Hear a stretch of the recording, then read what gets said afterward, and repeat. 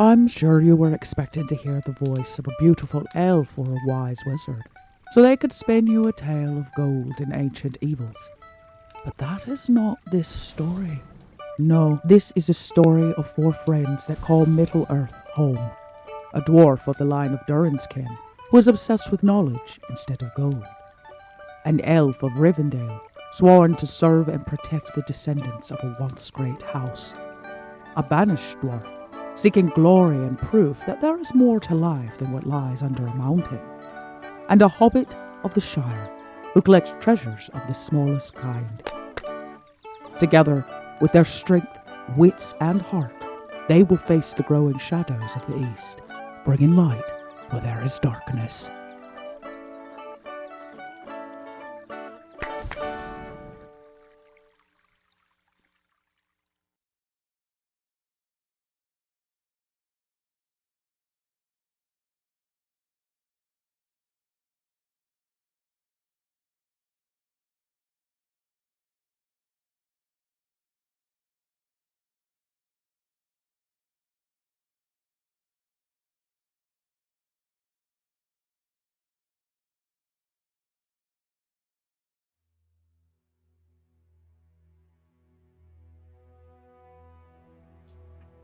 There is a shadow in the north. We're not sure if this is orcs on the move or we've heard sign of other dark creatures. There have been reports of trolls in some large number headed down from the Edenmoors. There have been the hillmen have been active,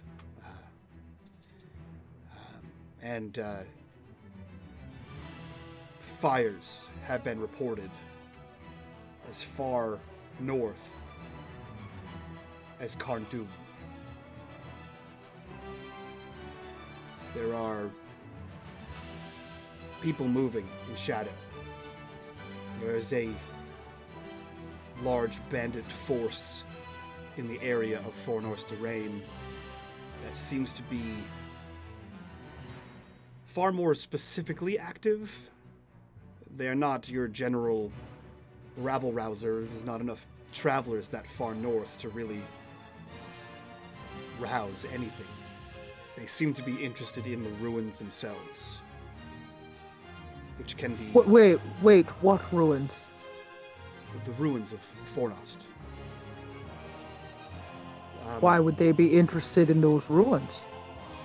The ruins of Fornost are... they're one of the last bastions of the Kingdom of Men, the time past. The Battle of Fornost was the final battle of the Witch King of Angmar. It was also one of the sites of the Palantir. Another one? There were 7 in total. In the last few weeks, I have heard the name, the Witch King of Angmar, more than any other point in my life. And you're now telling me weird things are happening and we can't draw some kind of odd conclusion? Who is telling you that? Well, everybody, it feels like. We could go back to the beginning. These sightings, Mr. Dwarf, these sightings are what prompted the Rangers to meet. What you're saying is exactly what we spoke about. Oh, well, I wasn't really at the meeting. Of these. You're not a Ranger. Precisely, which is why, I have this conversation with you now, because, even dwarves can draw conclusions, and I think, it might be helpful, since we're going to be traveling that way, that you tell us everything else you know. The Grey Wizard mentioning anything about not looking at the message, just doing a courtesy. Well, it sounds like he's been in our business, it seems only right. We we peep into his. Well, that would not be my Fair intent is to fair. do the peeping, but Well, I'll do it. I'm not there. I suppose you Okay. are making a good point. The letter reads as follows. I trust this letter finds you in good health and unyielding spirit, though I fear the latter will be tested in times to come. I write to you of a most unsettling discovery, which perhaps has not escaped your keen awareness. The shadow grows stronger. The whispers have reached me of movements in the north, the foul reek of old sorceries being awakened, and dark creatures becoming increasingly bold in their incursions. One such creature, a sea serpent of prodigious size, assaulted a ship out of Londair. All were lost save one, Captain Solheim, son of Solston, a barding of notable metal, whom you will be meeting, for he bears this message. The captain was found clutching a jagged tooth of the serpent, a dark omen by all accounts. I have reason to believe that the serpent may be no ordinary beast, but a servant of the shadow, possibly under the sway of dark sorceries. These suspicions lead me to Gorlank, a sorcerer thought long dead, but who I fear has returned to serve his dark lord once more. Your task is twofold. First, muster your rangers and gather as much intelligence as you can in the northern regions, particularly near Mount Graham, where Gorlank was last known to frequent. Second, investigate any unusual occurrences that bear the mark of dark sorcery. Disappearances, strange rituals, or the appearance of dark creatures in lands where they have not been seen before. I especially urge you to pay heed to rumors of cult activities or gatherings that worship the shadow, as these could be linked to Gorlank's resurgence. Keep this information to a trusted few. These are desperate times, and we cannot afford the cost of treachery or folly. Should you find it prudent, employ Captain Solheim in this quest. He has lost much, and would, I believe, relish a chance to thwart the darkness that took his crew. In fellowship and hope, Gandalf. Wait, so you're saying we didn't actually get rid of it? What do you think Rangers have been doing? What do you think I have been doing for centuries now? We all have been fighting for centuries. You know, we keep the mountains clear and have helped. You know, I understand it. I do. But, you know, when we're talking about, like, the darkness and evil of the past, we're talking about, you know, war and mass death and genocide. And I guess what I'm saying is we've been at a period of peace, except Smaug, and that problem was handled by men. And you're telling me we just put a lid on something and what it's seeping out? Yes. Like a kettle bubbling over. Well, how do we turn the fire off? Alfred, if you're the first one to hear it, your elf ears are keen to pick up slight changes and vibrations in the world around you. If you're not mistaken, you hear a whisper. A voice. Low, baritone voice that just sort of blends in with the hollows and moans of the wind. You listen acutely to this sound, trying to pinpoint where this is. Are you hearing this? Is this actually happening? Are the stories, the things, the pressure of everything that's happened, memories of ancient times before that you just had, are they playing tricks on your mind? And you make out what you think to be 3 words. And the moment you focus enough to hear the words, a shiver runs through your body. A feeling of disgust, a feeling of wrongness fills you from within and sort of spreads out. You hear the words in a deep, bassy, baritone voice. Thraknaz Gvorat, Thraknaz Vorat, Thraknaz Gvorat, over and over again. You focus on this sound and you realize that it's not coming from here, and there's a moment of where the hell could this be coming from, and then you realize it's being carried on the wind. This is a skill not known to many, and that makes you think further about who could do this. And you realize that the pit in your stomach that is growing, that roller coaster drop feeling that you're feeling, the dread and fear, this is Black Speech. You're hearing the black speech of Mordor. Never have you heard those words uttered before. And you feel something wrong. Something is off here. This isn't how this dream goes. And you turn opposite you where there should be a roaring fireplace, a door to other chambers of your family's estates. And you see instead open nothingness. You see as if the mountain were cleaved. You see this room is now a window to the vast world in front of you. You see from here as if almost if the mountain itself rises above. You see that bird's eye view, very similar to what you've seen here on Weathertop. You see the land stretch out before you. You see the break where the blue mountains separate. You see the Shire stretched out before you. You see the towers of the White Downs. You see the towers of Elistirion by the Grey Havens. You see the Shire stretch out before you. The large, the old forest. You see Weathertop, and you see that crescent moon shape of the Misty Mountains. And something in the north grows. At first, it just seems like darkness. And then you see a shape. Not a man, not a crown, nothing that you would expect to see given what you've heard. You just see a low hill. A lone, low hill. It rises, and rises, and rises, and rises. And it realize the shadow being cast across the land comes from this hill as it rises and blots out the sun. Everybody, arise, minions, and welcome to unMadeGaming. We're here. We're back. It's been a month and a half since I've streamed. I don't want to hear it. My voice mod updated. It's a bad time. Anyway, we're here. This is it.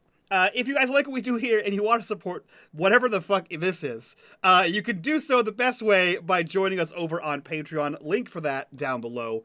While you're down there clicking on that link, make sure you click on that Discord link. Join us in the Discord. Be a part of the conversation. Be a part of the community. And as always, in the bottom right-hand corner, you will see the corruption bar. That bar serves two purposes. One is when that bar fills, I will do terrible things. I've unleashed horrible visions, set loose monsters on Bree, those kind of things. But two, every single dollar that goes into that bar goes back to these wonderful, amazing folks that you see here before you.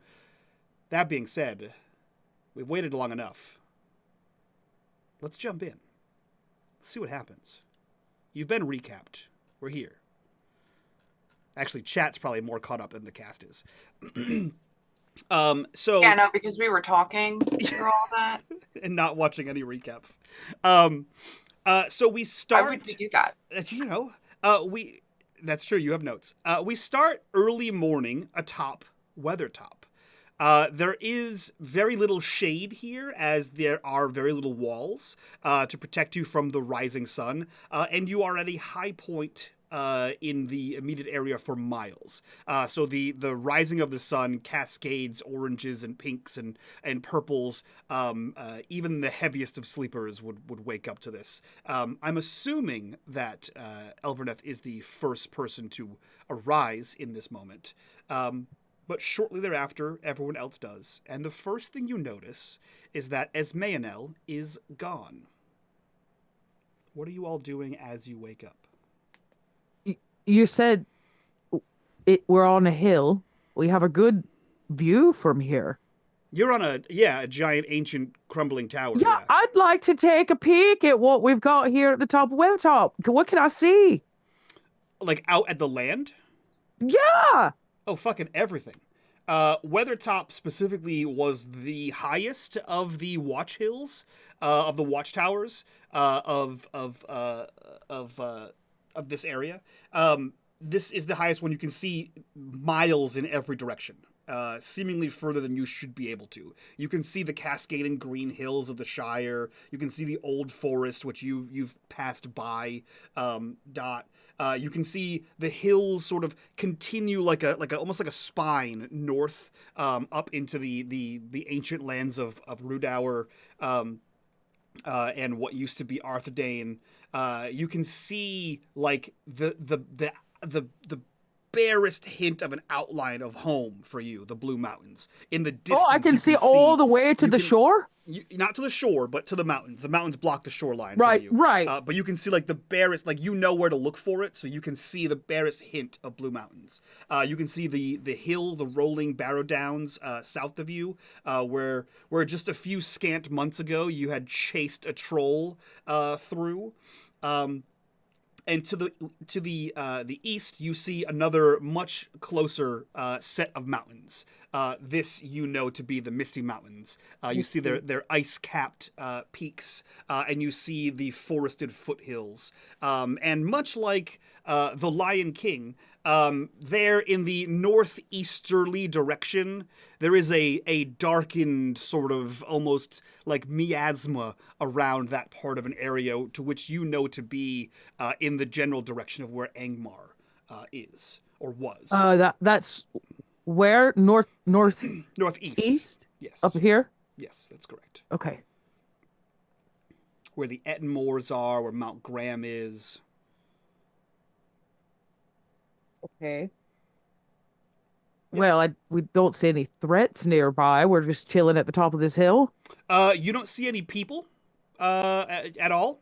Whether there's like natural threats to you, like animals and stuff, you can't really tell. In the little forested foothills areas, nothing's coming out. There's no caravans as far as you can see. You can see a little copse of trees, to which you know, like to the west, to which you know is the area where the Forsaken Inn or the Forbidden Inn is, and then beyond that, you can kind of see the smokestacks and plumes of smoke of brie.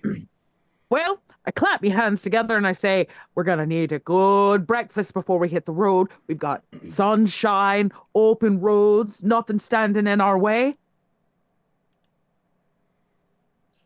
You were very perky today.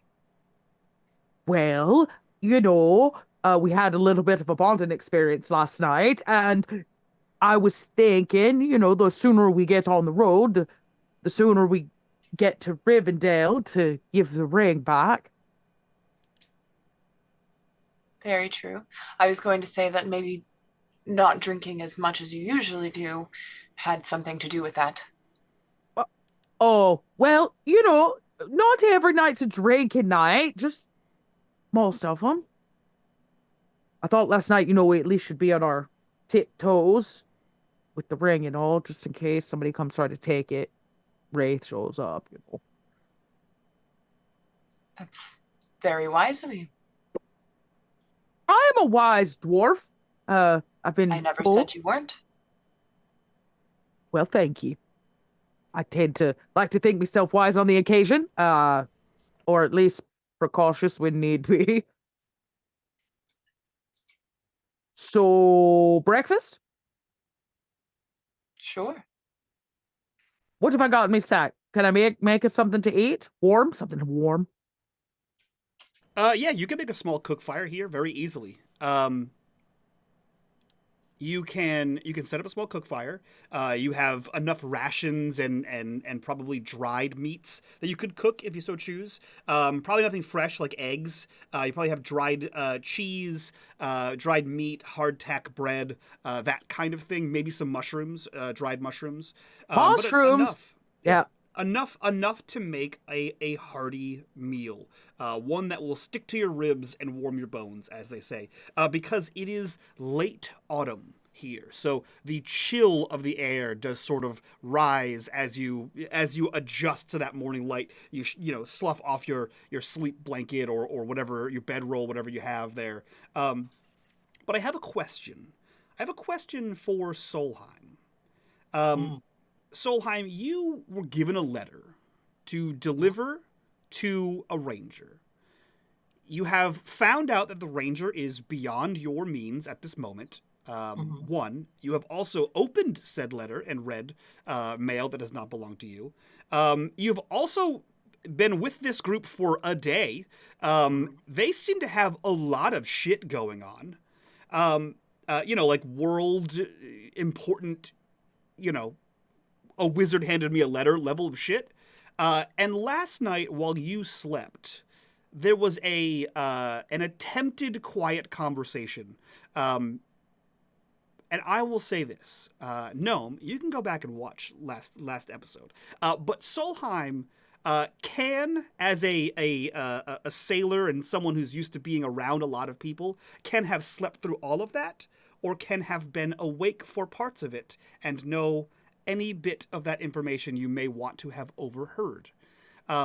So my question is... Okay. My question is, Solheim, what's going on? These people seem fucking... a lot. They seem a lot. Yeah, they are. I mean, not any more than, let's say, a bunch of rowdy sailors, right? That's just me for my own reference of what I'm gonna roll, and whether or not Solheim heard the conversation or not. Sure. I think he for all James, stop. for all, I'm being attacked by cats right now. They think I have food. I do not. Solheim probably was up relatively early. May have been up before Alvernath because he went to bed before them. He went to bed earlier, so early to bed, early to rise. So maybe there was already a fire going, the fire was kept warm. He's mostly packed up, ready to go, and I think he's still kind of assessing the group as a whole. It is very peculiar to meet an elf so old and to encounter a female dwarf. That is something new that he has also never experienced before. And he's also still kind of experiencing a lot of survivor's guilt. Like, as cool as getting a little quest was, right? His whole crew is dead. The people he'd spent the last 20 years of his life with are dead. Just gone in a moment. So I think for him, heading home immediately isn't... If there's a way to not do that, I think he'll stick around. Is to find any excuse to not have to go home, because now he's got to go home and tell everybody who's lost. And I don't know if he's ready for that.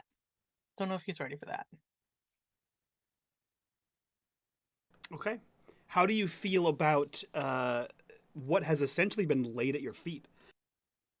Something about a ring, something about, darkness in the north. You met a ranger, which, is also not super common.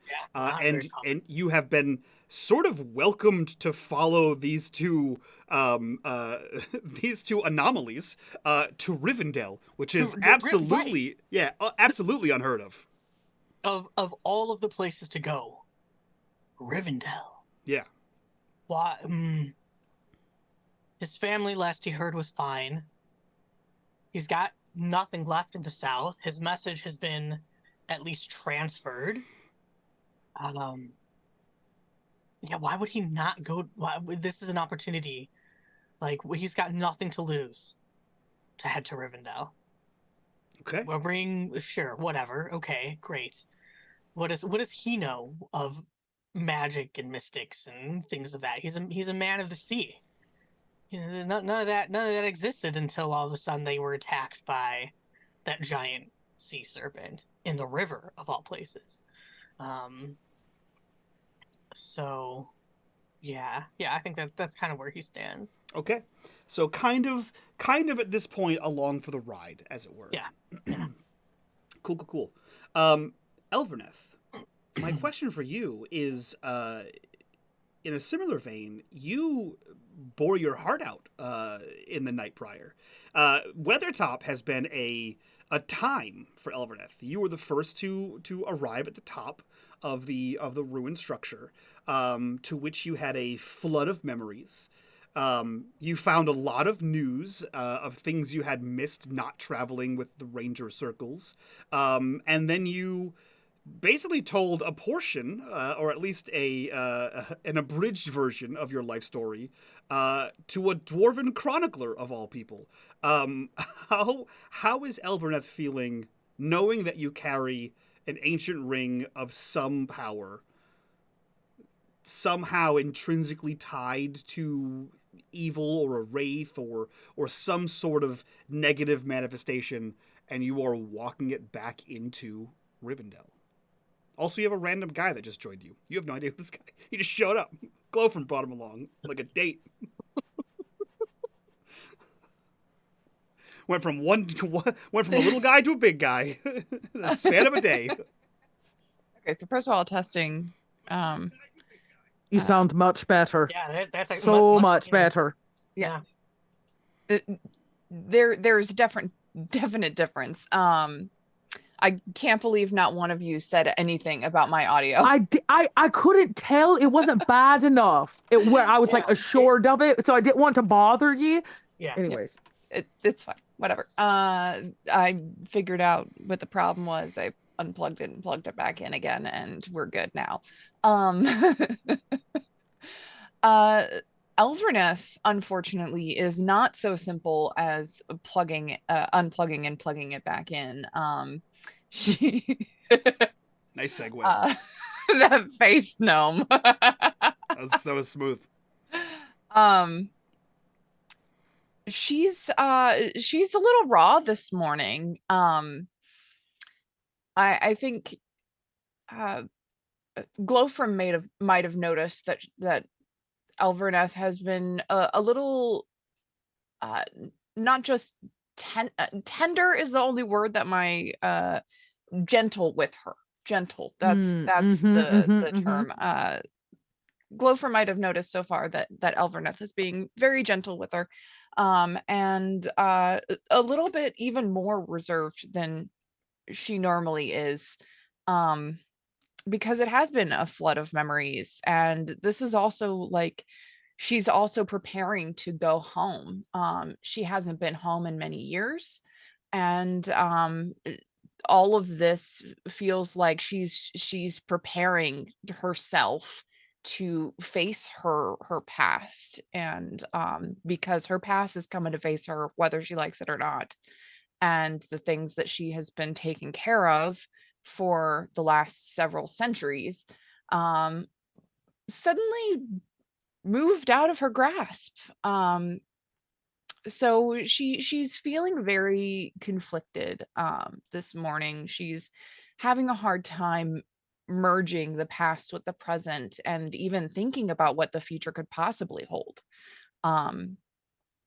because it's all coming around again. The Witch King of Angmar has been mentioned so many times. I know the enemy has returned and declared himself, and I know for a fact, unlike Glowfrom, who seems to want to deny the truth just for her own personal well-being, and but Elverneth cannot, because she knows that her grandfather and her father would not lie to her, not about something this important.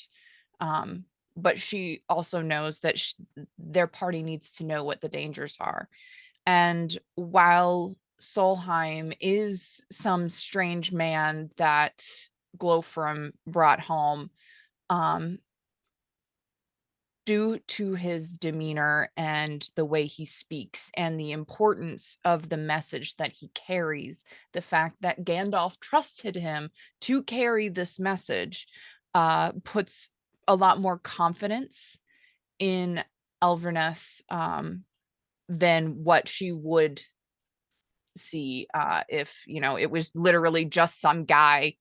The fact that Gandalf trusts him with a message of that nature tells her that he is trustworthy, at least to an extent. And until he proves otherwise, she will carry on because she knows that she needs every blade she can muster, especially right now, and especially with this ring, because this ring is dangerous. Yeah, so she's got a lot of going on. Outside is very calm. She's trying to be more gentle with the people around her than she even normally is. But she's also like having this internal storm. I think we're all kind of stormy right now, at least on the inside, because there's a lot of conflict here, and none of it is anything that any of us can actually do anything about aside from take this ring to Rivendell, give it to someone who knows what to do with it better than we do. So she's kind of like reorienting herself and trying to give herself this goal of, okay, now the goal is to get to Rivendell. I no longer have my charge.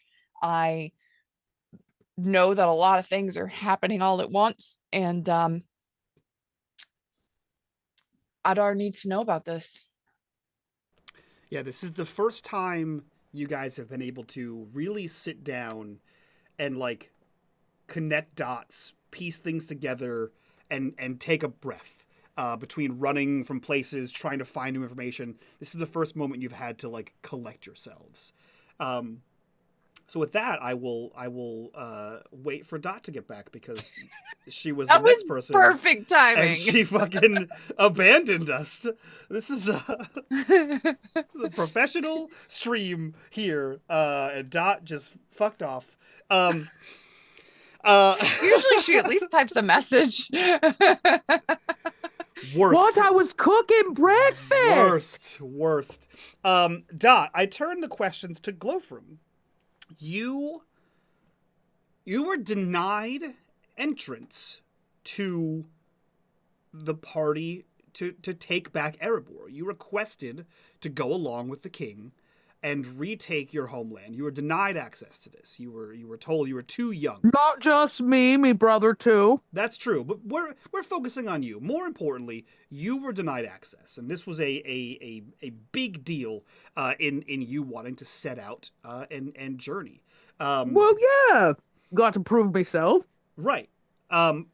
But up until recently, you haven't. You had befriended a hobbit. You had helped, break fences that he could mend. You had harassed other hobbits for interviews. I've done some journeying. Yeah. And adventure. I mean, I don't adventure proper because nobody who is proper does. Right. But I've seen some things. But in the last few months, you have fought a troll, almost been killed by a troll, chased a troll, went into a possibly haunted barrow, fought bandits, found a ring, fought a wraith, and you, whether you will admit it out loud or not, you're fairly confident that you may be wanted in Bree as of this moment.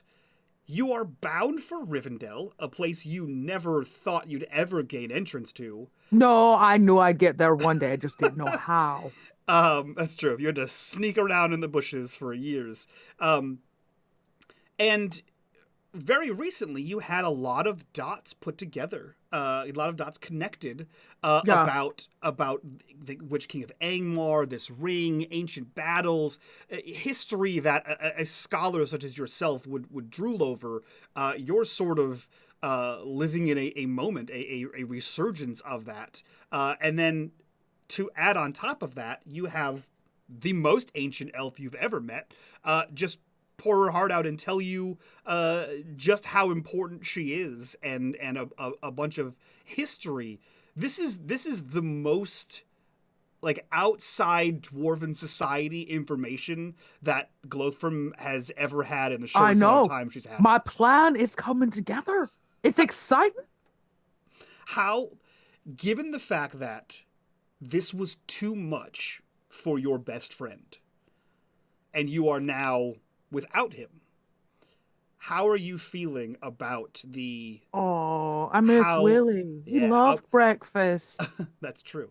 How are you feeling about how heavy this knowledge, this task, this burden is that you now essentially bear alone without your friend? Well, that's kind of why Glowfrom chose this path and not a weapon, is because she thinks it's a heavier burden than bearing steel, knowledge and truth and whatnot. But, I mean, all that to be said, she misses her friend. She's seen some things. As I've said, few trolls and some unsavory dwarves. She swallowed a ring. She had some hallucinations. Nothing that, most people don't do in the first third of their life or so. But honestly, while I'm cooking up breakfast in silence, it seems that we're all a bit stuck in our heads. The only thing I can think about is the ring. In what way? I don't know. I'm just thinking about it. It's just hanging in me hair. Oh, wait. Did I give it to Elaborneth? You I did feel not. like I did. I did it. She let me keep it? I Oh, don't yeah. I don't think you did. I think you tied it in your hair after trying to put it on. Right. That's I convinced Elaborneth to let me keep it by not wearing it on me person, but in my hair. Yeah, it's kind of heavy this morning. I was just thinking about it. So, That's true. It's interesting. It's there. It's an ever-present, back of your mind sort of thing. but I still cook up breakfast and I'll still serve something hot because, we all need something warm in our bellies. Of course. As you break camp, as you roll up bedrolls, tuck away blankets, repack bags, breakfast is cooked, a hearty breakfast of hardtack bread chopped into pieces, sautéed, with some mushrooms and a few pieces of hard cheese, And onions. and onions. Onions travel well. They even come with their own wrappers. That's Perfect. right. Onions, mushrooms, and bread. What a meal! It's a hearty meal, that's for sure. All the makings of a stew. You break camp. You guys collect all your things as the sun rises in the sky, brightening the landscape. And as you do so, you notice that there is. I'll say Elverneth. Elverneth, you notice that there is a small, tightly packed bundle. It's not exactly hidden. It is like tucked in a way that like it wouldn't get blown away by the wind, as this is a quite a windy hill, hence its name, Amansul, Windy Hill. You find this tightly packed little package wrapped in a cloth, little neat little knot on top of it. It definitely looks like it was placed there intentionally. That's it. That's what you find. You see that. Oh, I'm totally opening it. You do so. You open it, and inside there is a small emblem. The emblem itself has seemingly no relevance. You've seen these before. These kind of emblems, either like a fragment of something greater, like a piece of armor or a shield. It's an old piece of something other. You know that rangers are prone to carry these things. And instinctively, you sort of flip this thing over and you see etched into the back of it by human hand, is the elvish word Estelle. You know this to mean commonly hope. But it means far more in elven context. It is actually like a complex philosophical concept in the elvish world. It essentially means the same way people say have faith. It sort of has that connotation where it is hope in the belief that Eru Iluvatar, creator of the universe, has a grand design and everything isn't just chaos. Estelle is that kind of hope or faith. And this is a trinket often carried by rangers. You find that. It was seemingly left for you, perhaps, by Ismael. Mechanically, this will give a +1 to any shadow rolls. Anytime you have to roll against shadow, this will give a +1. That's real good, because I'm looking rather shadowy. You are looking rather. You have a condition about it too. I do. I'm conditioning myself.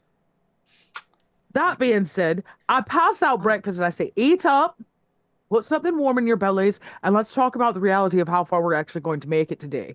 This is the highest point we're going to be at. We ought to plot our way. I know you know where you're going, Elevornith, but it would be nice for us to know in case, something happens. I will take that time and kind of point the direction that we're going and talk about the landscape features that we would likely see that day, which Eris does not know, but Elverneth probably knows rather intimately how they looked now and centuries ago even. So she will point out exactly where she expects us to get that day, judging by the conditions that the day is bringing, as well as how we're doing on our horses and everything like that. Yeah. You guys have 3 horses or 2 horses and a pony. At the I believe you have 3 horses because I believe Glowfrom and Willie once. I can ride a full-size horse. It just looks funny. You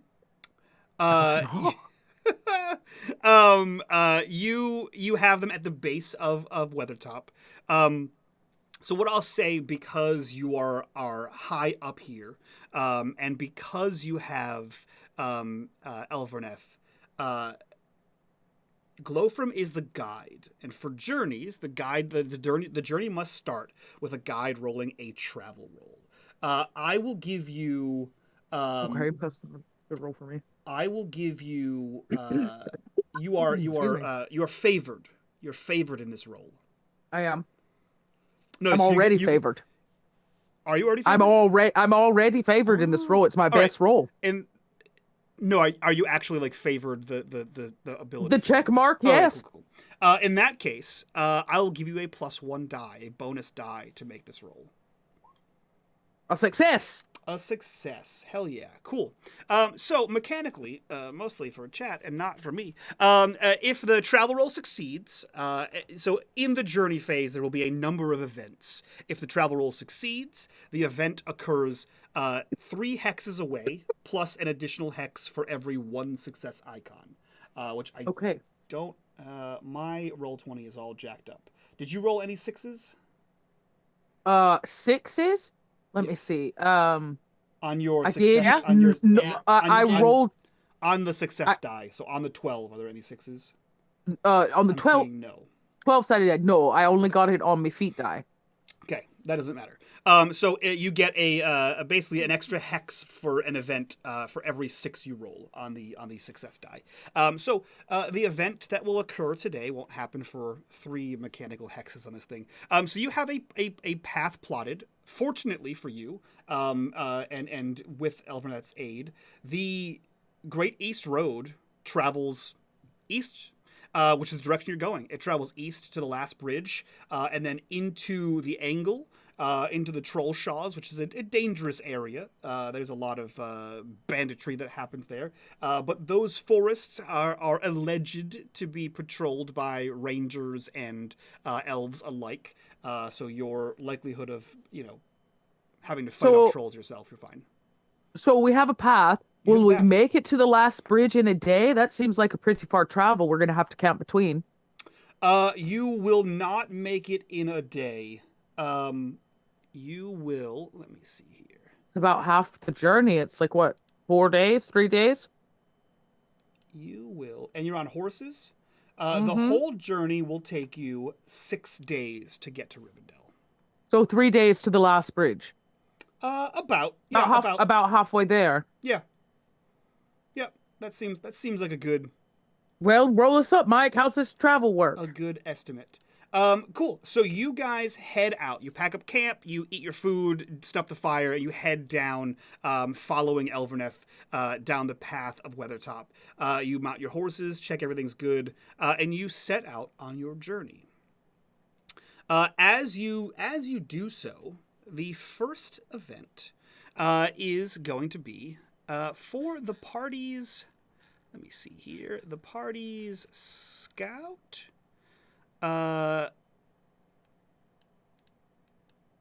Actually, I haven't rolled yet. It's a D6. I'll have you do it, Dot. Roll me a D6.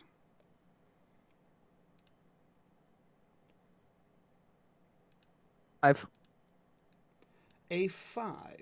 On a 5, it is the Hunter, which I believe is Elverneth.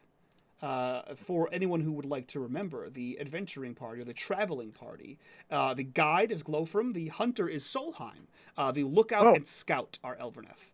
So the person who must make this roll is going to be Solheim. So Solheim, I will need you to roll me Explore. Oh, explore. I don't have anything fancy in explore. Okay.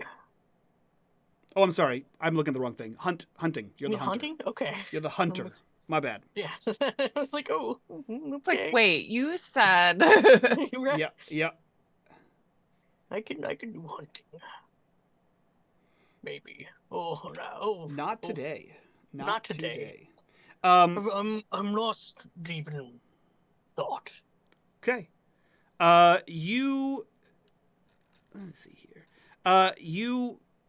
You find a perhaps based on the memory of Elverneth and perhaps based on your own sight. You've walked this path before. You've been here. You've gone through some of these trails. You see what looks to be an older trail, not on the path, but it looks like it cuts. Like when the path kind of makes like a U bend, this seems like it sort of cuts through, and maybe will shave some time off your journey. Unfortunately, as you travel through this, it turns out to not have been an ancient trail of old. It seems to be a game trail, and it sort of winds and wends back and forth, sort of in on itself. You make it through, but doesn't save any time. There's no negative effects that happen on this. You just make it through. It takes about the same time as it would have had you gone around this U-bend. But had you succeeded, it could have shaved a day off your journey. Unfortunately, not the case. I'll have you, since you won it, roll me a d6. Roll a d6. How about a 2? A 2? A 2 is the scout, which is Elverneth. Elverneth, I would like you to roll me explore.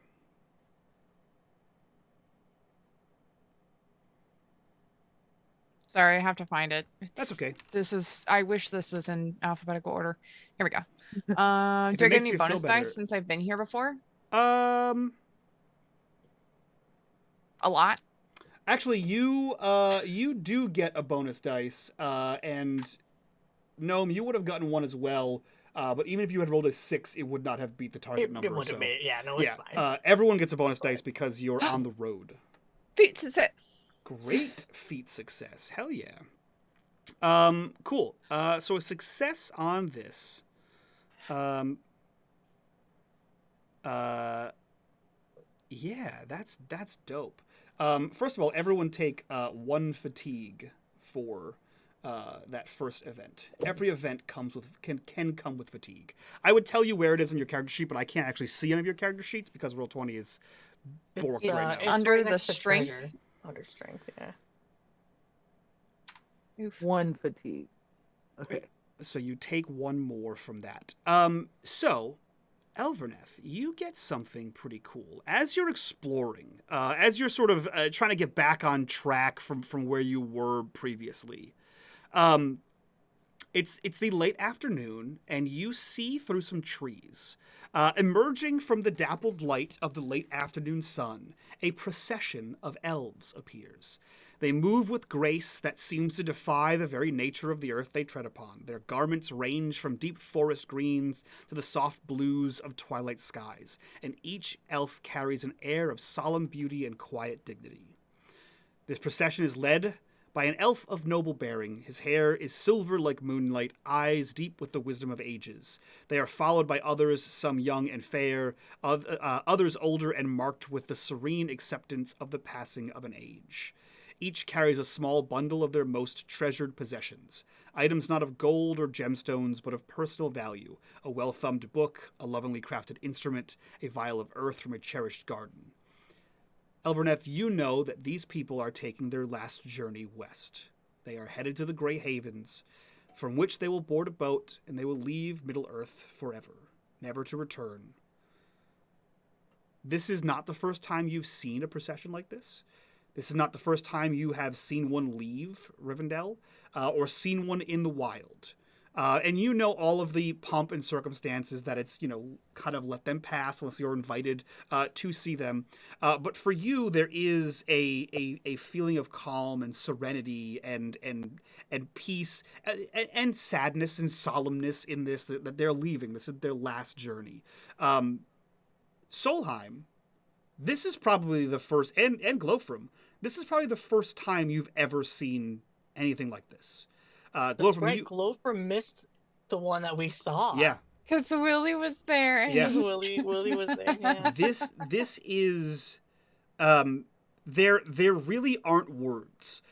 There is almost like a soft glow, as if like they're backlit against the late afternoon sun.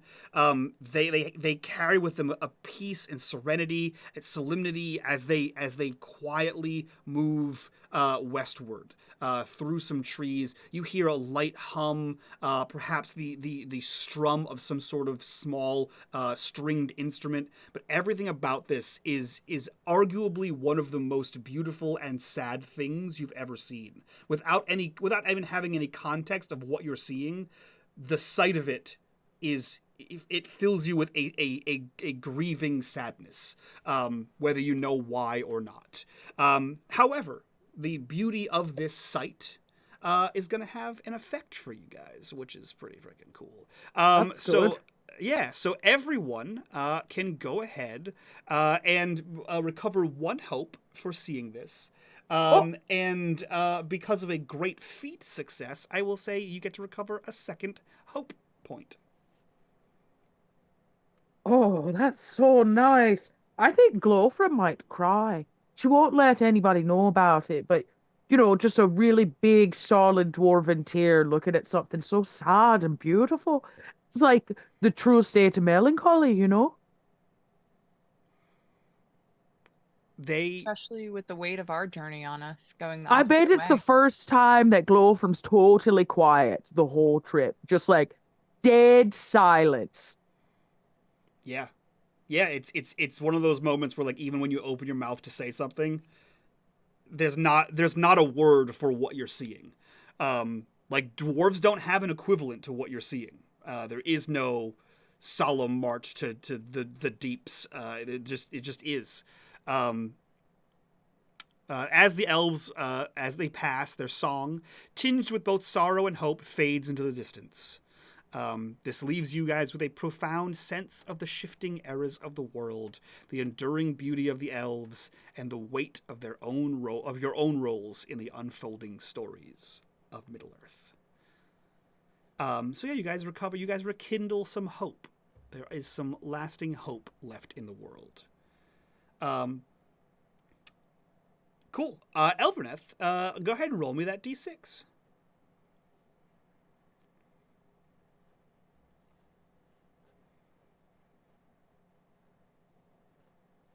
A 1. I'm sorry. Dot, roll me a guide. Travel. You have a plus d6 to this. Right. Okay. Feat success. A feat success. Why does yours say 0 total? I don't. So a feat success.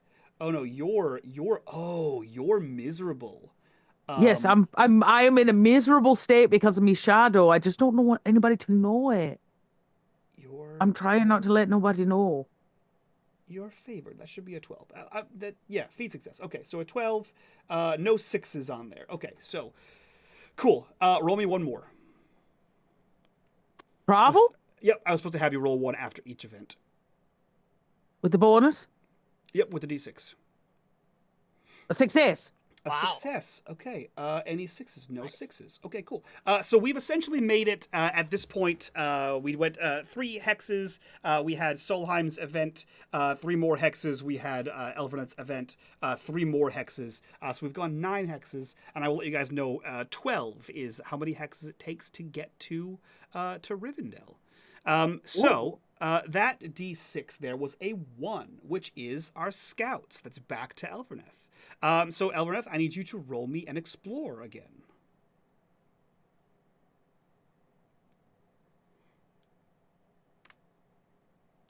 With the bonus, right? With the bonus D6, yes, that is correct. Just double checking before I did it. Success! That's a good one to roll a success on. Cool. Yeah, because that Especially one. because we're around the troll shaws. Yeah. You sure are. Yeah. You've passed the last bridge. I'm sort of hand waving time at this. If you guys Yeah. want to stop and have a conversation, you are absolutely welcome to. So as you Actually, I do have a question. Yeah. With that procession, like do Solheim or Glowfrom actually ask anything about it? I feel like Glowfrom knows that there is a journey to the west. She knows of it, but would never have expected to have seen it. Right. So I imagine Glowfrom knew what it is the moment she saw it. She just didn't know it would be like that. You know, it's like shell shocking in a way. It's like somebody tells you what something's like, but when you actually see it, it's different. It's true, because the Grey Havens they're not far from the Blue Mountains. Right, but we don't mess with them, or we're not going to, Right. oogle them and watch.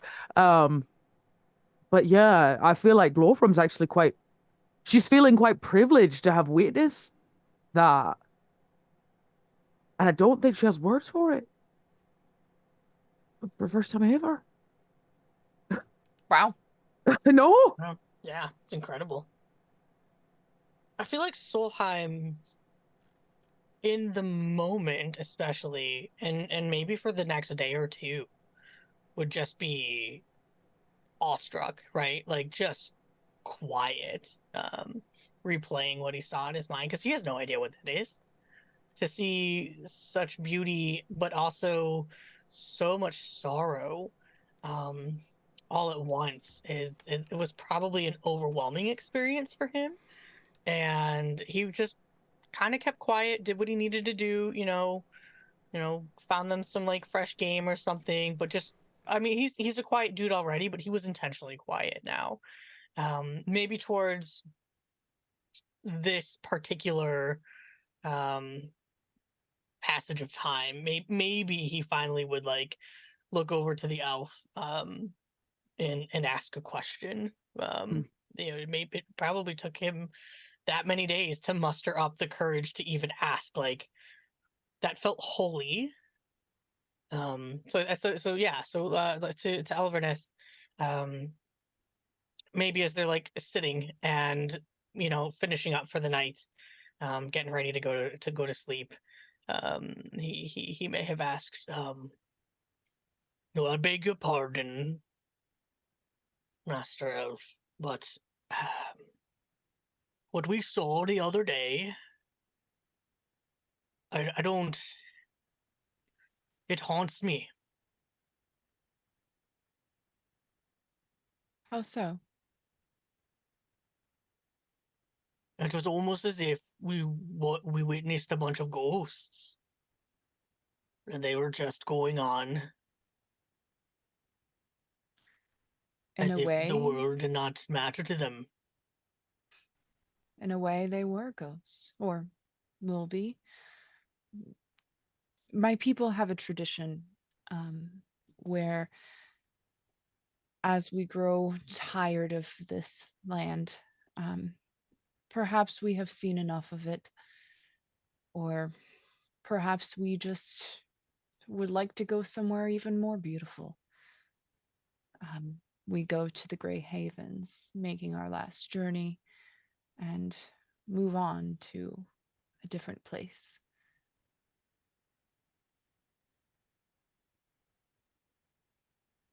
Most of us make this travel within a few hundred years. This land is quite more violent and filled with lots of pain and sorrow. Those people are leaving it behind for somewhere indescribably beautiful and peaceful, where they can live eternally. I don't know if I quite understand what it would mean to live eternally. Is it like a death?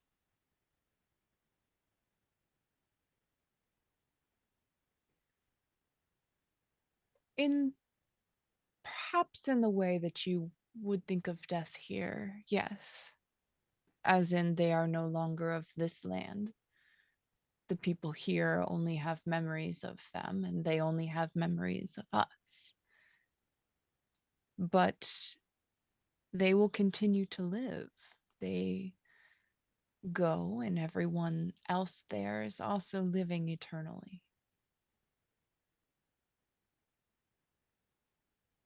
Slightly death-like, if you want to think of the afterlife, if there is an afterlife for humans and dwarves.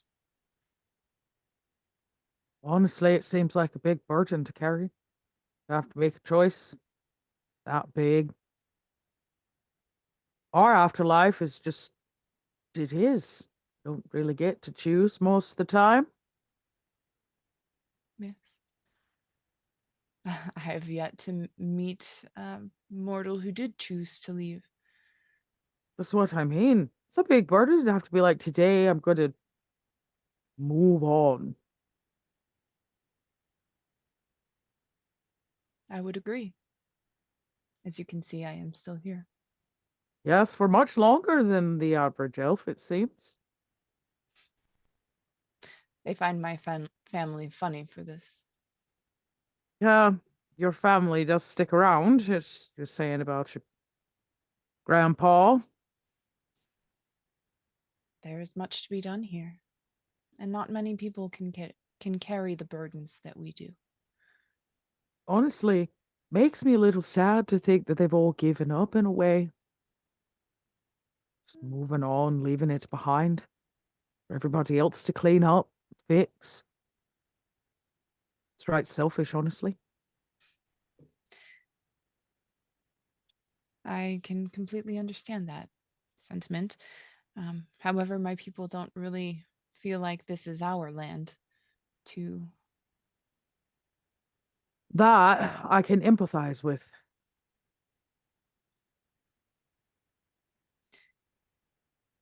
It's a little different when you come from a place. You feel more of a tie to it. And the solitary nature of most elves uh, lends itself to continuing um, to keep those ties a little separate. I think the fact that my family has spent so many years with those such as the Dunedain, and indeed keeping company of dwarves on occasion, and men, it has given us ties to this land that are not so easily shrugged off. We live for a very long time, which means that things have a very large impact on us. We rarely forget things. And that includes the people who make a difference in our lives.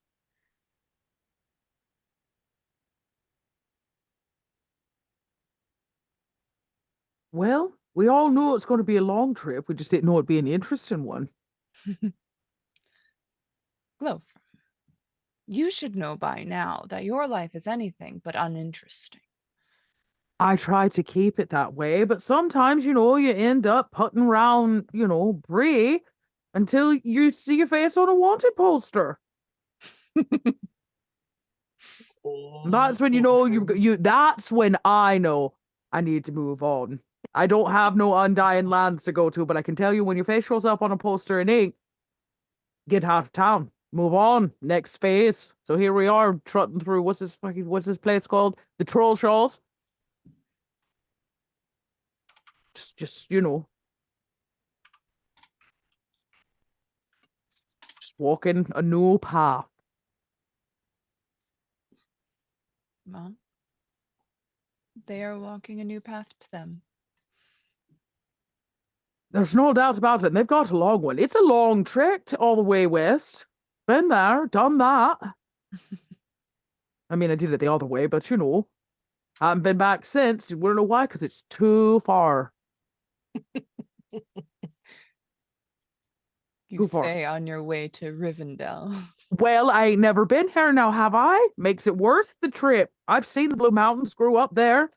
Same rock as every other rock. Can promise. I will have to take your word for it. I don't think I've actually gone to the Blue Mountains myself. Well, it wasn't the worst thing. It's sure a lot better than everything they unearthed a few years back. Nothing but a tomb that was. Ain't no amount of gold gonna fix that ancient place. Falling to bits it was. Destroyed by a dragon, what's the point? Might as well wipe it clean and start over.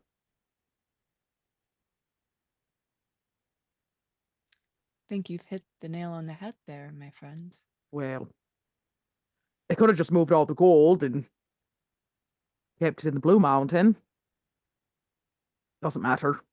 Ancient story, I don't make the call, if you know what I mean. I didn't get invited.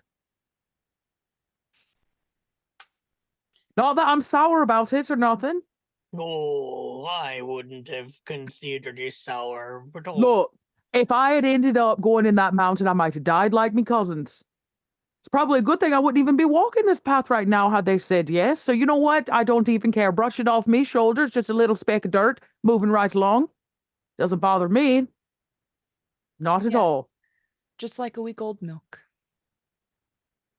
Yeah. A little spoiled. Still functional, depending on what you're making for dinner.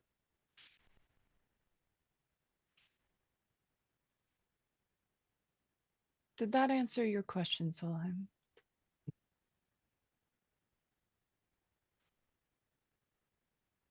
Think it left me with more questions, but I will be satisfied with the answer.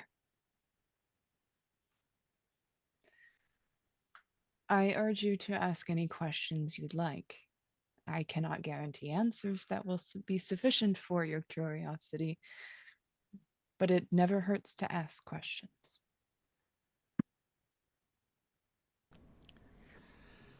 Elveneth, before we continue with the next event that you so skillfully succeeded at, how many times, if any at all, have you been home in the last 30 years?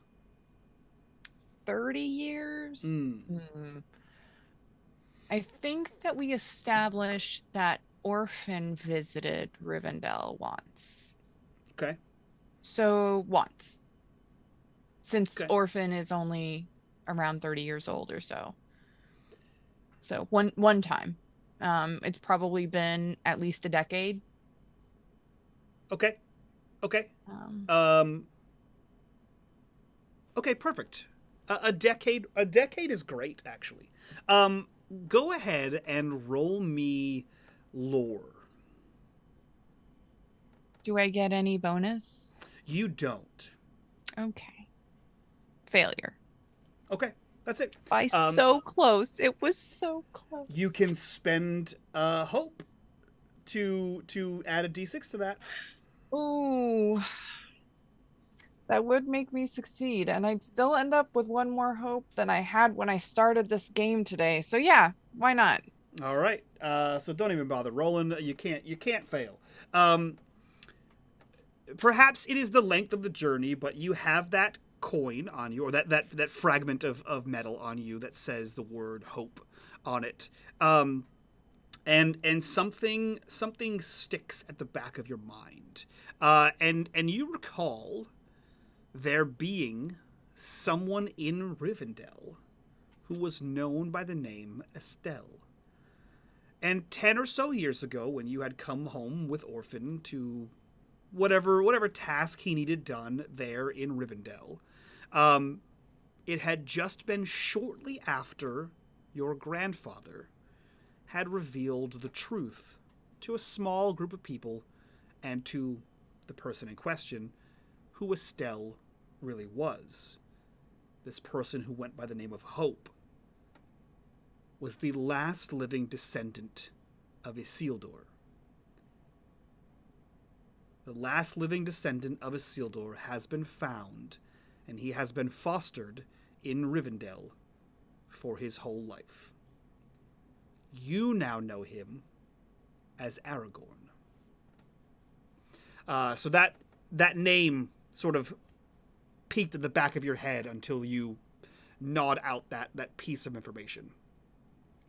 That being said, as you guys cross into the angle south of the Trollshaws, we'll say, Elberneth, you actually know of an off the beaten path way to cross the river. Not over the bridge, because the road, while a road and very convenient, can often be the sites of ambushes or things coming down from the Trollshaws or the errant goblin.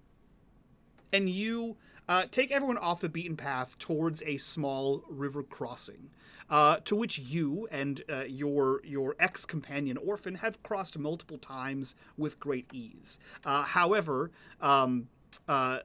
Solheim, in all of his 6 foot something, 250-pound frame, and Glowfirm weighed down like a blacksmith with books and hammers and tongs, they cross less gracefully. However, you are able to upright them and keep them from getting, sucked downstream at all, and you guys cross this bridge and make it safely. So you succeeded at that little river crossing there. Cool. Mike, I'm surprised you didn't give us the option to are we gonna ford the river or make it? Is this where we die of dysentery? So I would give you those cool options, but that's the fun of the journey table. Is there's a random roll table. So I randomly rolled out 8 events and the events are it is a mishap. Fill in the blank. So I randomly wrote up 8 events because I wasn't going to be sure how many you'd do. Because if Glowfirm fails the travel roll, the event happens on the next hex. So you could fail a shitload of them in a row and have a lot of events. So I was like, it could be 4 or it could be 12. We don't know. So I'll prep in the middle. I'll prep 8. Yeah. So you guys make it past the Trollshaw or past the last bridge. Into the Trollshaws proper. And Glowfirm, I'll have you make another travel check. That is 9 hexes so far out of 12. With the 1 still? With the bonus +1, yes. Extraordinary success. Extraordinary success. What a good guide. Hell yeah. Cool. So He's doing great. Keep it up. You only had 3 hexes left to go, and with success, that's 3 hexes. With 2 additional 6s, which is what you got for your extraordinary success, that pushes the next event to 5 hexes, and by that time, you are already in Rivendell. So, as you approach on the Great East Road through the Trollshaws, days have passed. You have mostly stayed to the trail, stopping to water and feed the horses, stopping to take rest when you guys need it, off the beaten path, in some trees, etc. You guys have had a relatively easy journey here. It isn't until you cross the River Bruinen. This is, for all of the Tolkien fans out there, if you've seen the movie, this is the part where Arwen says, Lathonino, Lathobethai, and the horses explode out of the river. If you've read the book, you know that it is in fact not Arwen, and it is in fact Glorfindel who does that cool-ass moment, because Arwen's barely in the book. Look, they had to put women in there. They had to get them in there. They had to get more women in there. Those damn women. We had to put them somewhere. Tariel was completely made up for the movies. We had to get them in there somewhere. No, it's a great Tolkien was scene. not very keen on having ladies do anything. You know, the 40s were a weird time. Yeah.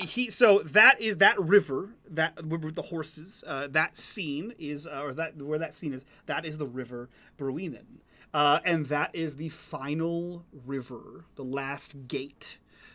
Towards the last homely house. No one makes it past that. That river is protected by ancient elven magic, and once you cross beyond that, you can wander the forests around Imladris without ever finding them for weeks or months at a time if you don't know the hidden paths. Fortunately for you, you travel with an elf of Rivendell, who knows them all like the back of her 2,000-year-old hand. So, Jesus Christ. So What? you Come guys, on. yeah, no, you guys cross this road, or you guys cross this stream, and into the, you wade through the River Bruinian into this beautiful forest. The trees are, it is late autumn. The trees are gold and oranges and browns, and it's a beautiful tapestry of color here.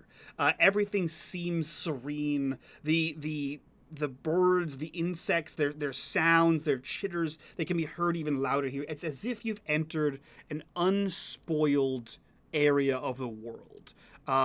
Similar in effect to the passing of the elves that you saw headed west. There is a certain serenity, a certain calmness, a certain peace to being here, a certain ease. You feel like you have returned home. That same kind of feeling as a long journey leading you home. As you make your way through here, I will turn it to Elverneth. Are there any special ways that you go about getting into Rivendell, or places you would like to show your companions before you get to Imladris proper?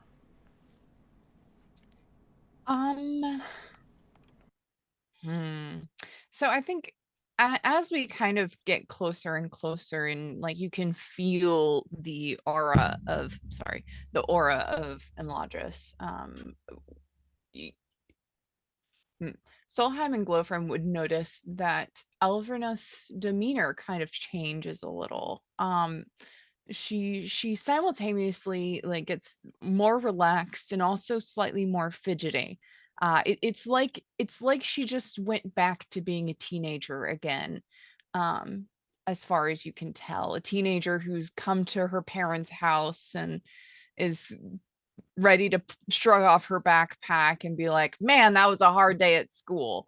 um but she's also nervous because she clearly has brought bad tidings and strangers home, and she has very little idea on how her family's going to be reacting to this visit. Even though they do have a bit of advanced warning, no one really goes in or out without them knowing. um so they know that they're coming.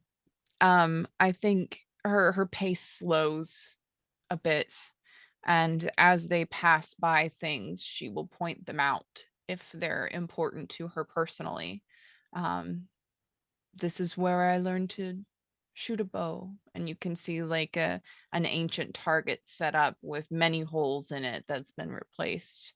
um and a quiet little bubbling stream that she used to go and search for shiny rocks, and we'll continue through, and there's a nice glade that still has a couple late blooming flowers in it that she used to say that she used to read in.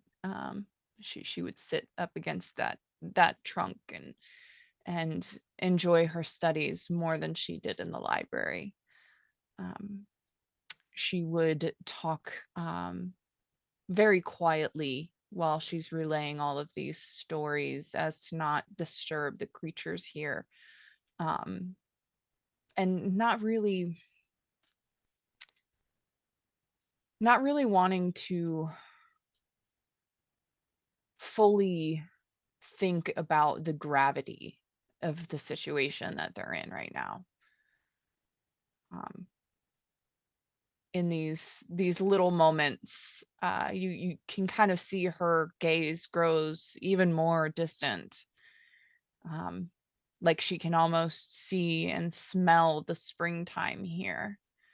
And I'm sure that Elverneth is rather eloquent as she's waxing poetic about these places she used to spend a majority of her time in. Um, yeah. Yeah, there is a bit of a mixed feeling for Elverneth, where I assume Solheim and like Solheim and Glowfram would be in general awe. Perhaps Glowfram even more so, having this been a goal of hers. But as you said, for Elverneth, like this is home. Right? This is the only home she's known. But even among her people, staying here for this long is a strange. It's not normal. Very few elves have stayed this long before leaving to the Grey Havens. First of all, and second of all, even fewer still range out with the Rangers. Despite being allies against the Shadow, the life that Elverneth chooses to live is strange among her people. Adventuring in Middle Earth in general is sort of frowned upon, more so by the elves, who don't really have that. You're safe. There's elven magic in here. We don't have to do that. We're not in danger or anything. Nothing's coming here. And we also have warriors and like a standing army. We don't have to go out and do this kind of thing. There's people for that kind of that little bit of elvish affluence that Elverneth does not share. So there's an interesting juxtaposition of coming home, but to a place where even though it's your home, there's still a bit of other for Elverneth. As you approach, Elverneth pointing out places she grew up at, places she practiced at, things. The Valley of Rivendell, nestled amidst the encircling arms of the Misty Mountain, exudes a sense of serene isolation from the outside world. The river Bruinen, swollen with the recent autumn rains, flows through the heart of the valley with a lively, melodious babble. The sound of water combined with a gentle rustling of leaves creates a harmonious symphony of nature. Elven architecture melds seamlessly with the natural beauty of the valley. The buildings are crafted with an elegance and grace that speak of an ancient and sophisticated culture. Tall, slender structures with sweeping arches and terraced balconies are interwoven with the living landscape. Gardens filled with late-blooming flowers provide splashes of color against the backdrop of falling leaves, and meticulously tended pathways invite exploration. The House of Elrond at the heart of Rivendell stands as a testament to elven artistry. Its facade is adorned with intricate carvings depicting the history of elves in Middle-earth. Large windows capture the waning light of the season, bathing the interior in a warm glow. The air in Rivendell is filled with a sense of peacefulness and timelessness. Elves move about their tasks with a calm purposefulness, their faces reflecting a blend of joy and a subtle, poignant awareness of the passing of their age. The atmosphere is one of quiet reflection, befitting the fall season, with a hint of anticipation for the stories and wisdom that the evening will bring. As you all arrive into Rivendell proper, Elverneth, you are greeted with warm, familial embraces. Everyone knows who you are. You are saluted. There is an almost to anyone, to any outsider, namely Solheim and Glowfram, it seems like due reverence. There's almost a reverential treatment. Glowfram, you feel assessed. Many more eyes are cast towards you. You notice. Well, of course, they've never seen themselves a female dwarf with a mustache like this before. That is true. That is absolutely true. Few have and have lived to tell a tale. I walk with a bit of a sass. If they're all watching, you might as well give them something to look at. That's true. You do feel as though you're being assessed. You sense and a glance around will confirm that you have a few more eyes on you than even Solheim. However, more often than not, these eyes catch yours, and there is a respectful nod in your direction. Oh, Yes. Perhaps they have noted that in and amongst your typical dwarven accoutrement, there are books and quills and pens and the marks of someone learned, or at least the someone pursuing knowledge. And the pursuit of knowledge is a trait that is highly valued here in Rivendell. So you do get some nods of respect, as does Solheim, who I'm sure he'll find out when he gets back. As does Solheim, because the mere presence of the two of you with Elverneth, at least in the minds of the people you have passed by, sits as though you are allies against the shadow, or else why would you be here? I whisper to Elverneth, you must not get outsiders very frequently. Yes, that is correct. Everyone who comes here is invited. Well, technically, I was invited by you. were? This is my home. It's very beautiful. I'm still trying to figure out why you left, why any of you want to leave. There is much more to the world than these places. But they seem a bit hesitant about a dwarf in their presence. Was hoping, they might be a little... Are you all so skinny? What do you eat? I'm like looking around back at them like, are all of you totally thin? Like none of you got meat on your bone? You don't have one thick elf? Not one amongst you? You got the whole forest full, not one of you got any meat on your bones. Elven cooking, it's actually a process of ancient elven magic. They've actually found out how to get all of the saturated and trans fats out of anything they make. I'm just saying. So you didn't hear the great joke that Elverneth had. I look you right said, at what did you eat? and And I said, lembas bread. But nothing else, not... How about this? I came a long way, and I thought, while I'm in Rivendell, I might as well, write a song about a handsome elf fella, but not a one of you's got any meat on your bones. What am I supposed to do with that? Change your tastes? No, there's got to be a good thick one among ye. Like the Jack Don't Reacher hold of your elves. breath. I'm gonna seek him out. I'm looking for the thickest elf amongst them. Looking for a thick elf is like looking for a tall dwarf. They exist. The thickest one is a subjective term, as was the tallest elf. No, you can measure height. You can That's measure not thickness. subjective. It's objective. Well, it's fair. You can measure thickness too. Yes. I I don't know why we're having this argument. Elf boy. Well, I mean, subjective to a dwarf, right? Like a thick dwarf and a thick elf is different. So I lean over and I said, look, we've got all these eyes on us. All the elves are, looking at us, watching us. I don't think they trust us. What makes you think that? Do you expect them to? Both very valid questions. Okay, I'll take that. I don't know if I trust me either, to be honest with you.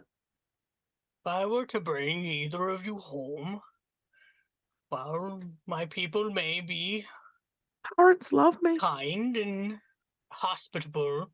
I'm sure they would be suspicious of any motives. Well, the good news is I don't have any. Not really. Motives, that is. Parents, yes. Well.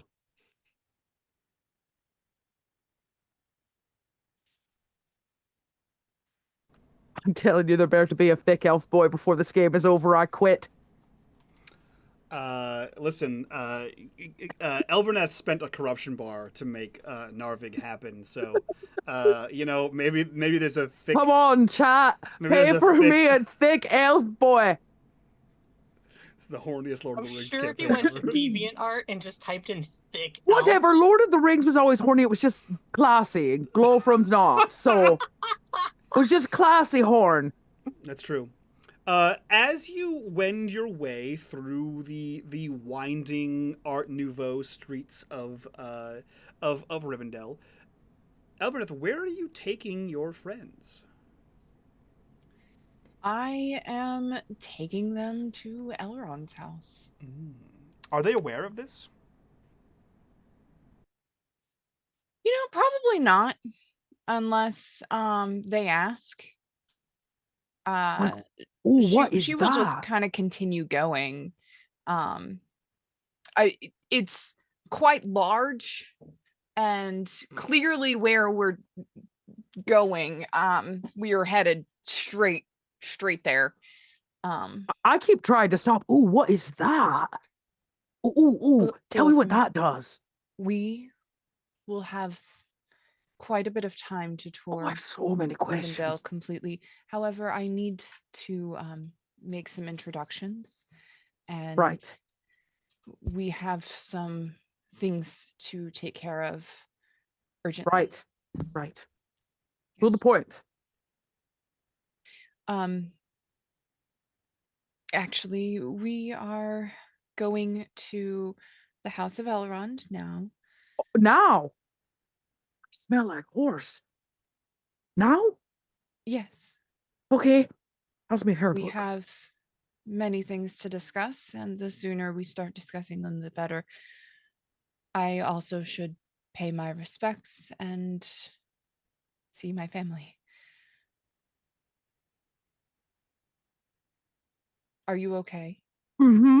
Yeah, I was just, I was thinking we would have some time to. Yeah, I'm great. Great. Or meet Elrond. Right, Solheim? Would you rather me stop at Nope. Nope. I'm very excited. Let's do it. Now that, we could so- go so- out of town slightly and you could bathe in a brook if that makes you feel better. Solheim leans over and gives Glowfrom a little. We all smell like horse. We've been traveling for days. I just thought, might put on me decent wear if I'm going to meet the Elrond, but I understand that time is of the essence. It's a task. I don't mean to be rude. I don't think I know who this Elrond fellow is. My grandfather. Oh, is the yeah, lord just of her this land. grandfather. Well, are you two in together? Is that what's making you nervous, Glowfrom? I'm sorry, what? Who's with who? I'm with sorry, y'all. what? Are you I got very- and Elverneth? Are you worried about meeting her granddad? Oh, no. See, the part Elevornith left out is her granddad happens to, be one of the oldest and most powerful elves in all of Middle Earth. She just didn't mention that part. His house is the Great House of Elrond. You've ever heard of the Great House of Elrond? Like, would I have heard of the Great House of Elrond? My Solheim left when he was like 18, right after the war, and has been on the seas.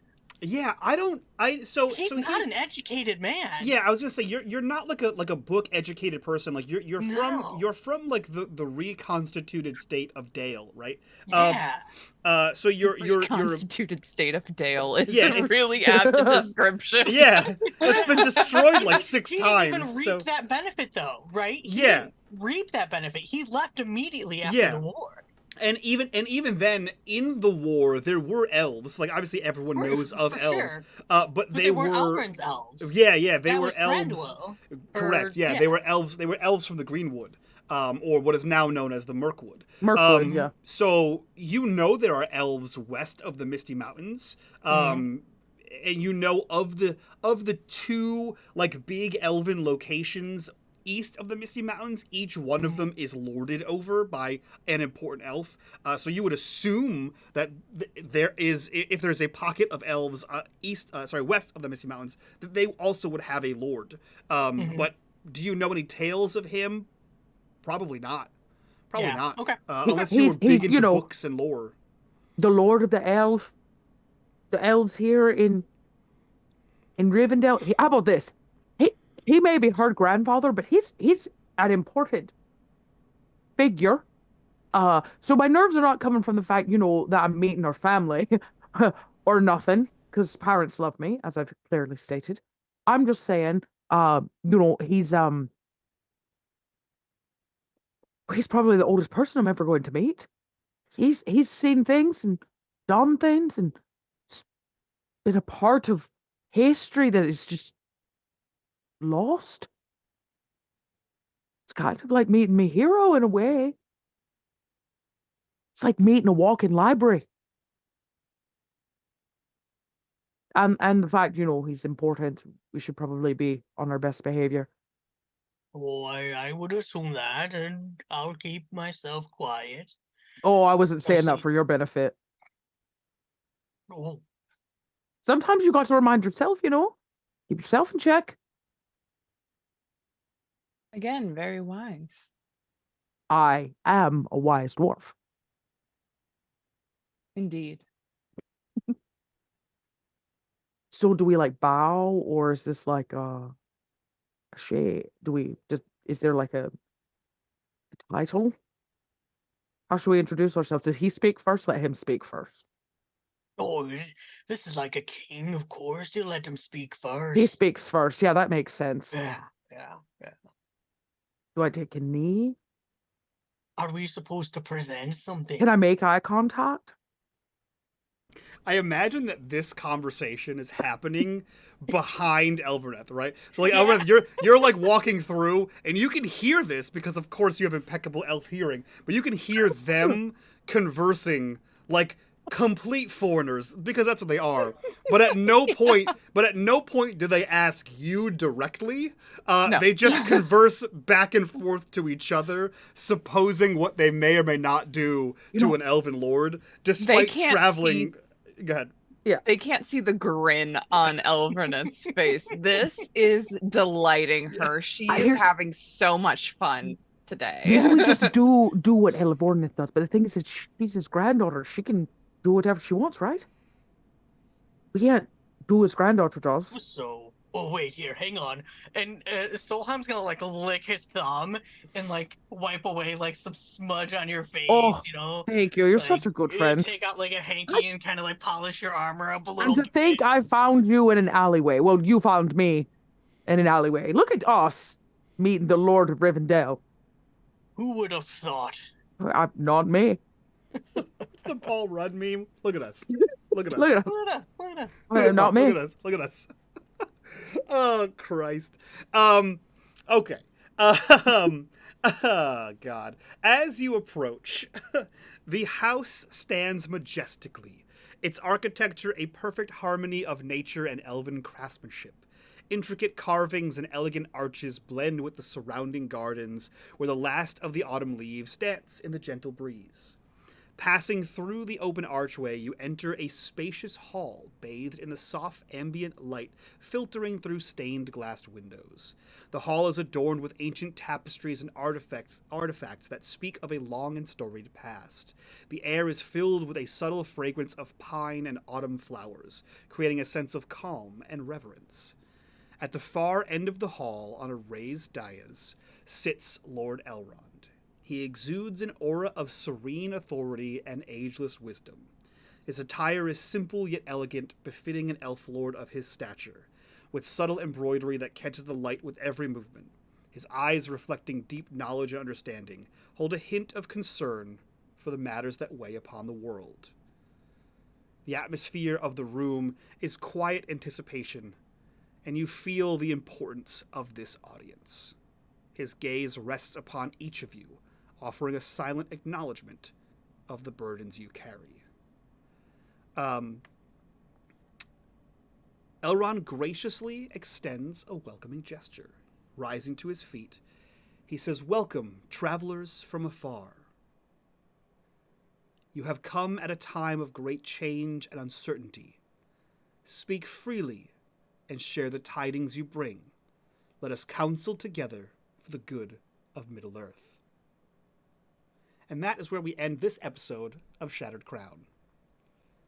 Come back next week and see what happens when we chit-chat with Lord Elrond. Holy fuck, we're talking to Elrond! That Is it just me, or is Elrond really hot? I think Lothrum's got a crush on your Yeah. granddaddy. Who It's does gonna be one of the. Yeah, I mean, it was the knowledge behind the eyes when you said that. I was like, that's it. Glowfrom's smitten. Who doesn't? Who doesn't? Yeah, so next week we're gonna have a chit-chat with Elrond. And then we're gonna go on a break. We're gonna go on a break for the show because I'm leaving for like a whole damn month. So then what we're gonna do is we're gonna have a chit chat with Elrond, and then we're gonna get into the end of year fellowship phase, which is a part of the game that we've only seen one time. The end of the year is a very special one. It's the Yule celebration, which I think is fitting to have next week, right before. Right after. This is before. Yeah. Right after Christmas, or But Yule, it's or like solstice. right at the end of the year, though. Yeah. And / beginning of the year, right? Yeah, exactly. And same time frame. This is Yule. So that's where we will end this arc of the campaign, and we'll take a little bit of a break and come back, and we'll do some cool shit. Maybe we'll get a fourth cast member in here. Maybe KP will come back. You guys should message him, hit him up on Twitter, tell him to come back. So that's going to be cool. I can't wait to play Elrond for 3 hours or 2 hours. So that being said, let's go around, do our introductions so we can get the hell out of here and do an after show. And if you guys want access to this after show where we get to talk about thick elves, come join us over on our Patreon. Yeah. Come join us over on our Patreon. You get behind the scenes access to this after show, all the other after shows for this show, and all the other shows we've done for the last, 3 or 4 years. It's pretty cool. So we will start with the granddaughter of Elrond herself. Aris, who are you? Where can we find you on the internet? And what are you up to? Hi, I'm Eris Savad, and I am not the granddaughter of Elrond. Though that would be super cool because that would mean I'm rich. And in fact, I'm not rich. I am poor. You should enrich in my life by going to erisavad.com. You see that segue? By going to erisavad.com. Right, meow. Happy Yule. You can save 20% on any winter-themed items right now using the code COZY. Also, all of my jewelry, including a gorgeous moonstone pendant, is on sale for 30% off. Look at that. I have it right here. Ooh. Look at that shiny. And forged, by the way. I made this by hand. It's even got like my maker's mark on it. I don't know if it'll come up. You can see it. It's right there. That's cool. Yeah. I made it myself. Anyways, you can find that at erisavad.com. Use the code COZY to save 20% on all winter-themed items and get all jewelry for 30% off with no code needed. Hell freaking yeah. Awesome. Yeah. Go check that out. Buy some cool stuff. Go buy an ass hat. It's cold. You cover your head. Protect those ears. Cover your head with an ass hat. Cover your face hat. You too can be an ass. You too could be a head ass. Yeah. From there, we will go over to Gnome. Who are you? Where can we find you on the internet? What are you up to? What's up, everybody? My name is No Pronounce him. I don't know. I've been doing a bunch of different stuff lately. I don't really do a lot of TTRPG things anymore. I write in my journal. I'm a website on Twitch, which is where you can find me. Super fucking early in the morning, 6 a.m. Central Time, 6 a.m. to 9 a.m. We just do cozy chill time. It's great. Are you still doing Gnome Brew? It's on a little bit of a hiatus right now. I've been working too early in the day to allow for us to do Gnome Brew. That's fair. Because capitalism. Yay! Yeah. Tis the season. So I'm doing this instead for now. So you still come hang out and chill on the channel and get some arts and crafts stuff done and get some co-working done. But yeah, that's it. Kind of what I've been up to. Gnome also makes stickers. He also has a Discord for cozy notebook aficionados. And Cozy Stationery Club. Yeah, Cozy Stationery Club. And he also has an RPG you can purchase called Cassini 1. Nailed it. Go check that out. Check that out. And if you like journaling, You can also get a solo journaling game called Paper Harvest. Yeah, we made that. What? I forgot that we made that. Yeah, Gnome wrote it. I assisted with editing and illustrations, and that supports very cute. both of us. Hell freaking yeah. So go check all that shit out. Go peruse their stores, their Ko-Fis, etc. And last but not least, we will jump over to Dot. Who are you? Where can we find you on the internet? And what are you Hi, up to? friends. I'm Dot. You can find me online as Little Red Dot. I'm spending a lot more time over on Instagram and Threads right now, instead of Twitter. Just know if you're gonna go look for me, you need to add an extra T at the end. DOTT. Little Red Dot. DOTT. That's it. Yeah, add the extra T. Yeah, that's it. I spend my days over at Kobold Press and I spend my nights doing stuff like this. I got things. I'm busy, but the podcast is back. Nolan's kicked back in those grand editing skills for us, which we always appreciate, and we're trying to, just trying to make it to 2024, y'all. Mm-hmm. Same. We're also, so close. Also, Dot's on TikTok. Go find her on TikTok. She did a makeup I am video. starting some TikTok stuff. I have another one coming out. Look, I spent a lot of time on my makeup. Did not today. Usually spend a lot of time on my makeup. And I thought, since I'm not making content anymore, I might as well make content on the one thing that happens every day. So you can come watch me do ridiculous shit. Yeah, thanks. You can watch me throw together. Here's what actually happens when you're in small town Georgia. You have to find shit to do with your time, and there's nowhere to shop around here. Not that I really like to shop, but there's a TJ Maxx. And TJ Maxx carries weird makeup, weird stuff. Like I went in there the other day, they had a Flaming Hot Cheetos makeup palette. Oh my god! Right, like that kind of stuff. So I go in there on the random and buy like $2 or $3 ridiculous bottom of the shelf. That's how I found the Matrix one, and that's what's up. So you can come watch me beat my face. If you want to know who the Flaming Hot Cheetos palette is for, it's Dot. Dot's the target audience. Literally, it was like Flaming Hot Cheetos. They had another one. Like I was but that is not the one I went with. I did buy 2 new palettes, so the next one is coming. It will be Clueless themed. Ooh, it'll be a Cher, and a Dion. You'll have to decide. Yeah. Jesus. Love that. Go follow all these people on their socials, new socials, old socials, TikToks, etc. We all have them, so go find us on TikTok. Comment on all of our videos, like everything. Elevate that algorithm. And if you're watching this on YouTube, leave a comment down below or a smiley face or something. Let me know what you're doing. For the algorithm, celebrate that. But that's it from us. What'd you eat today? Tell me what you ate today. How much have you been drinking? Take your medicine? Any of those things. I found it. The Flaming Hot Cheetos for all of you that need it in your life. Jesus, I found it. Jesus. There you go. Amazing. It's the biggest link in the world. That being said, that is it for all of us. We will see you next week for a very important talk with Elrond. So from all of us to you guys, we'll see you next time. Bye-bye.